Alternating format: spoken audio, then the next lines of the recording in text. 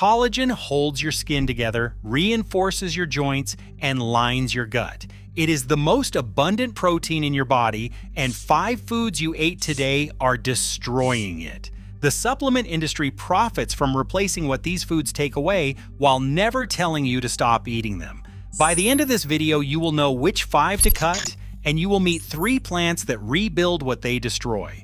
Hey, before we get into it, if you have ever wondered what plants were growing in biblical times and how you can actually grow them in your own garden today, go check out Eden's Harvest. Trust me, they are bringing scripture to life in a way you have never seen before. Collagen is not a beauty ingredient, it is a structural protein. It makes up roughly 30% of all the protein in your body. It is the framework inside your skin, the scaffolding in your tendons, the reinforcement in your bones, your blood vessels, your digestive lining. Your body manufactures it naturally, but after your mid-20s, that production drops by about 1.5% every single year. That decline is already happening inside you right now. The 5 foods you are about to hear accelerate it dramatically. The mechanism behind the worst offender was first described over 100 years ago. The food industry knows about it. The supplement industry knows about it. Neither one has any reason to tell you. Let us start with the food that does the most damage, sugar. You ate it this morning, you will eat it again tonight. And every single gram is bonding to your collagen at this very moment. When sugar enters your bloodstream, something happens at the molecular level. Glucose molecules attach directly to collagen fibers through a process called glycation. These bonds are permanent. They do not reverse. They do not heal. They accumulate year after year. The resulting compounds stiffen collagen fibers. They strip flexibility from your skin. They cause the slow yellowing and browning of tissue that shows up as aging. A French chemist named Louis-Camille Maillard first described this reaction in 1912. The food industry has understood this chemistry for over a century. Glycated collagen first appears around age 20 and accumulates at roughly 3.7% per year. By age 80, the damage reaches 30 to 50% of total collagen. The average American consumes over 70 grams of added sugar every single day. Every single gram bonds permanently to collagen inside your body. This is not new science. This is science that is over 100 years old. Sugar is obvious though. Most people already suspect sugar is harmful. But this next food is more dangerous precisely because nobody thinks of it as sugar. Refined carbohydrates, white bread, breakfast cereal, pasta, crackers, bagels. The average Western breakfast is a collagen destruction event disguised as a normal meal. Refined carbohydrates convert to glucose in your bloodstream almost as quickly as table sugar. A slice of white bread can raise blood sugar nearly as fast as a spoonful of sugar dissolved in water. That spike triggers the same glycation cascade, the same permanent bonds forming on collagen fibers, the same irreversible damage accumulating day after day. Picture your kitchen table this morning. Toast with butter, a bowl of cereal with milk, a glass of orange juice on the side. Each one spiked your blood glucose. Each spike generated glycation compounds. Each of those compounds bonded permanently to collagen in your skin, your joints, your gut lining. You will repeat this exact meal tomorrow morning, the morning after that, and every morning for years. Research on high carbohydrate diets has confirmed that this kind of glycation stress increases measurable collagen damage in both the blood and the skin. Those first 2 foods destroy collagen that already exists. They break what your body has already built. But this next one does something arguably worse. It prevents your body from building new collagen to replace what has been lost. When your liver processes alcohol, it produces a compound called acetaldehyde. Acetaldehyde is directly toxic to fibroblasts. Fibroblasts are the cells responsible for manufacturing new collagen. Poison the factory and production stops. But the damage runs deeper. Alcohol depletes vitamin C. Vitamin C is the single most critical cofactor in collagen synthesis. Without adequate vitamin C, your body cannot form the triple helix structure that gives collagen its strength. The protein literally unravels. This is the mechanism behind scurvy, the disease that killed thousands of British and Spanish sailors across the 16th, 17th, and 18th centuries. Their skin fell apart, their gums bled, their wounds refused to heal. Collagen was dissolving inside their bodies because they had no vitamin C. 2 glasses of wine with dinner feels civilized. But your fibroblasts are starving while the glycation damage from your morning toast continues unchecked. Destruction from one direction, blocked replacement from the other. Now here is something most people never consider. Glycation compounds do not only form inside your body. You can eat them already formed in the food itself, bacon sizzling in a cast iron skillet, hot dogs rolling on a gas station grill, deli meat sliced fresh at the counter of your local grocery store, grilled steaks with black char marks across the surface. These contain some of the highest concentrations of dietary glycation compounds ever measured in any food. High heat cooking methods like grilling, frying, and charring create these compounds in the meat before you ever take a bite. Your body absorbs them directly and they deposit into your tissues, including your skin. Processed meats add another layer. The nitrates and preservatives trigger chronic low-grade inflammation throughout the body. That inflammation activates a family of enzymes that function like molecular scissors, cutting collagen fibers apart strand by strand. You absorb preformed damage from the cooking method, while the preservatives activate enzymes that shred whatever collagen survived. 2 attacks from a single meal. You might think you can avoid all of this. Cut the sugar, skip the bread, reduce the alcohol, grill less often. But this last food is the hardest to escape because it hides in nearly everything you buy at the store. Soybean oil, corn oil, canola oil, sunflower oil. Open your pantry right now and read the ingredient labels on the back of any package.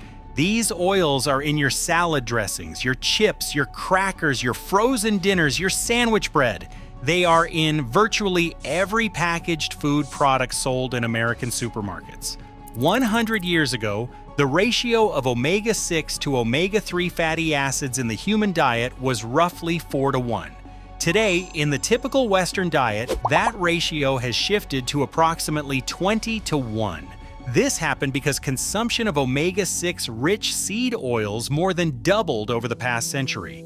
When these oils are heated during food manufacturing, they oxidize. Those oxidized compounds promote chronic inflammation throughout the body. That inflammation activates the same collagen-destroying enzymes triggered by processed meats. Your skin, your joints, your gut lining are under constant inflammatory assault from oils hiding in every aisle of the grocery store. Unless you grow and prepare your own food, avoiding them is nearly impossible. This is where the numbers become hard to ignore. The global collagen supplement market is projected to exceed $6 billion in 2025 alone. The industry grows by nearly 10% every single year. Powders in tubs, capsules in bottles, gummies in jars, flavored drinks in cans, monthly subscription boxes arriving at front doors across the country. Most collagen supplements are hydrolyzed bovine or marine collagen. Your stomach acid breaks them down into individual amino acids, the same amino acids you would get from eating any protein source. Whether those amino acids reassemble into collagen in your skin or get used somewhere else entirely is not guaranteed. Your body decides where building materials go, not the supplement label.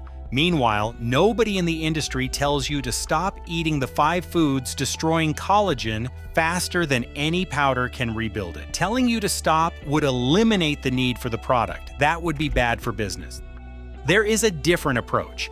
Instead of swallowing collagen and hoping it reaches your skin, you can provide your body with the specific compounds it needs to manufacture its own collagen the way it was designed to. Those compounds exist in 3 plants. Plants that traditional medicine systems across Asia and Europe have used for this exact purpose for thousands of years. Plants that the supplement industry has no incentive to mention because you cannot patent something that grows in a bucket on your back porch. The first one survived a world war. During World War II, Britain lost access to citrus imports from the Mediterranean and beyond. The government faced a nationwide vitamin C crisis. Officials organized children across the English countryside to forage wild rose hips from hedgerows. They processed millions of pounds of the small red fruits into syrup and distributed it to families across the country. An entire nation depended on a wild shrub that nobody planted and nobody owned. Rose hips are the fruit of the rose plant, specifically the species Rosa rugosa. They contain extraordinarily high concentrations of natural vitamin C, which is the most essential cofactor for collagen synthesis in the human body. But rose hips do more than deliver vitamin C. Researchers identified a compound in rosehip called JOPO, a galactolipid that reduces the activity of the enzyme responsible for breaking collagen apart. At the same time, this compound activates genes that produce new collagen. One substance simultaneously blocks destruction and triggers creation. Rosa rugosa is one of the hardiest shrubs on the planet. It survives salt spray along the coastline. It tolerates poor, rocky soil. It endures freezing winters across New England, Scandinavia, and northern Japan. Plant one bush against a fence line in your backyard this spring, and it will produce rose hips every autumn for decades without replanting. Harvest the bright red fruits after the first frost when vitamin C content reaches its peak. Dry them for tea through the winter months. Press them for oil. Store them in glass jars in a cool, dark place. One bush produces enough for an entire household year after year after year. Rose hips give your body the raw material to build collagen. But this next plant does something no vitamin can do on its own. It gives the direct order to start building. In Sri Lanka, it is called the herb of longevity. In India, Ayurvedic physicians prescribed it for wound healing 3,000 years ago. In Seoul and Tokyo, the skincare industry knows it by a shorter name. Walk into any Korean beauty shop in Myeongdong or Gangnam, and you will see the word CIC on dozens of serums, moisturizers, and creams lining the shelves. CIC is short for centella. The plant is Centella asiatica, commonly known as Gotu kola. The key compound in Gotu kola is called asiaticoside. It directly affects dozens of genes involved in connective tissue function. It accelerates the rate at which collagen-producing cells multiply. It speeds up the maturation of those cells, and it increases actual production of type 1 and type 3 collagen, the two forms most critical for skin structure and elasticity. Laboratory studies found that Gotu kola extract stimulates collagen synthesis more effectively than vitamin C alone, more effectively than the very nutrient the entire supplement industry is built around. Gotu kola thrives in moist, partially shaded conditions. It grows in the exact spots where most garden plants struggle. It spreads via runners along the ground just like mint. One small transplant in a wide container with rich soil and consistent moisture becomes a permanent patch within a single growing season. Harvest the small, round green leaves continuously throughout summer. Eat them fresh in salads. Brew them into tea. Dry them for storage through the winter. In Vietnam, Thailand, and Indonesia, street vendors sell fresh Gotu kola juice from roadside carts in open-air markets. The plant grows so vigorously in tropical climates that people treat it as ground cover rather than a crop. In temperate climates, it grows more slowly, but just as reliably in a container on a shaded porch. Two plants now. One provides the building material, the other gives the construction order. But there is a third element that most people and most supplement companies completely overlook.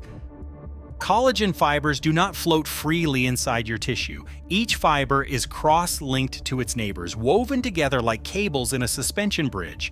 The strength of those cross-links depends on one specific mineral, silicon. Bioavailable silicon stimulates synthesis of type 1 collagen. It increases the number of cross-links between fibers. It increases fiber thickness. It helps collagen strands align in the correct structural orientation. Without adequate silicon, your body can produce collagen, but it cannot weave it into the strong, flexible network that your skin and joints actually require. The richest natural source of bioavailable silicon is a plant called horsetail, Equisetum arvens. Scientists call it a living fossil because it has existed on this planet for over 100 million years. This plant was already ancient before flowers evolved, before grasses appeared on the earth, before dinosaurs vanished from the fossil record. It has been accumulating silicon in its hollow green stems for longer than most species currently alive have existed. Horsetail grows wild across the entire northern hemisphere, in wet ditches along country roads in England and Ireland, along stream banks in Oregon and Vermont, and at the damp edges of gardens and farm fields across Germany, Korea, and Japan. Most people in the West pull it out as a weed and toss it in the compost bin without a second thought.